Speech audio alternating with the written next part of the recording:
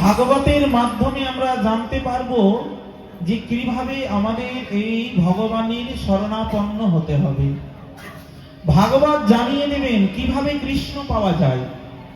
বিবিধ প্রশ্নের মাধ্যমে, বিবিধ প্রসঙ্গের মাধ্যমে, বিবিধ ভক্ত চরিত্র লীলা আস্বাদনের মাধ্যমে ভাগবত জানিয়ে দেবে ভগবানকে কি করে ডাকতে হয়।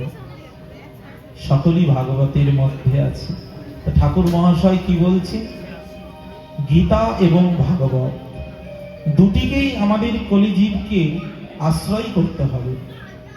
তার জন্য বললেন এই কলিযুগের ভগবান গৌর সুন্দর, কলিযুগের ভগবান নিত্যানন্দ সুন্দর, কলিযুগের ভগবান অদ্বৈত সুন্দর।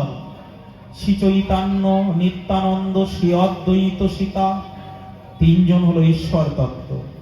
আর হরি গুরু বৈষ্ণব ভাগবত গীতা। হরি গুরু বৈষ্ণব এদের ছাড়া ধর্ম পথ কেউ প্রদর্শন করাতে পারবে না, ধর্ম জানাতে পারবে না। এদের সান্নিধ্যে থেকে বলছেন ভাগবত গীতা। এদের সান্নিধ্যে থেকে ভাগবত গীতাকে জানুন, ভাগবত গীতা আস্বাদন করুন। মানে একটার নাম হলো শ্রীমদ ভগবত গীতা আর একটার নাম হলো শ্রীমদ ভাগবত মহাপুরাণ। ঠাকুর মহাশয় সংক্ষিপ্ত নাম রেখেছেন গীতা ভাগবত। আমরা এখন কি আস্বাদন করতে বসেছি? সর্ব বেদান্ত সারাংহি ভাগবত।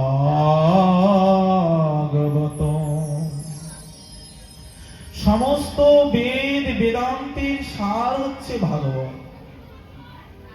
ভাগবতে কয়টি অক্ষর?